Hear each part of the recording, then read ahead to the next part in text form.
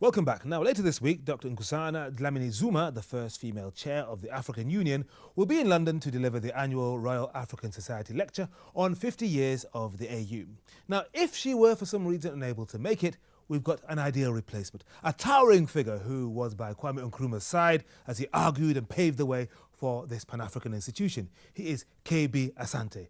Welcome to the programme. Thank you very much. Now, if Dr. Zuma were to fall under the proverbial bus, we don't wish this, and you were drafted in to make that speech on Tuesday, what would you say? What would you be saying about the African Union?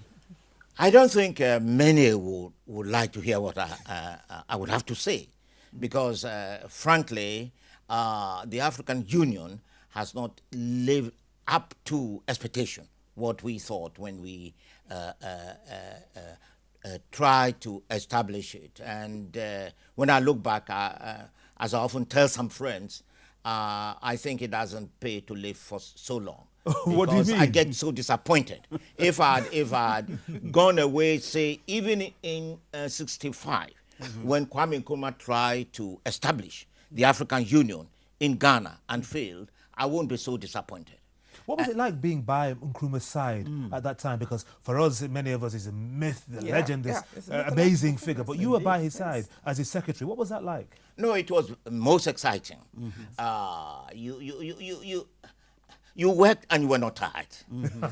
Yes. You go to the office in the morning and he was there at 7:30 sharp. I remember one day I was late 5 minutes and the security man said, President wanted you. When I went, he just said, Assante, why are you late? So I said, I sent my children to school. He looked at me from top to bottom, didn't say a word, and then gave instructions. And after that, I was never late again. When you look at the continent and you look at today's leaders, are there any stars? I mean, we can look back at the 60s and there are several names we can quote of people who had a vision. Some of them did not live to see out their vision, to fulfill their vision. What about among today's leaders in Africa? A lot of people mention Kagame, for example. Yes, he's one because he had a terrible past, and he is now forging ahead with development. But you'll be surprised. One person I regarded as a possible, as a great leader was Gaddafi. Gaddafi. You maybe will be shocked. Many would be. Yes, but you see, look, he visited Ghana. I didn't like him much. He has also a fantastic idea.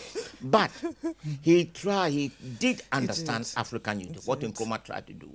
And he actually positively tried to bring African unity about. Well, in some ways, but of course, behind the scenes, he was fomenting unrest in the backyards of people who he didn't like. He did do quite a bit of that, did he not? Yeah. So the big question is, how do we judge someone like Gaddafi?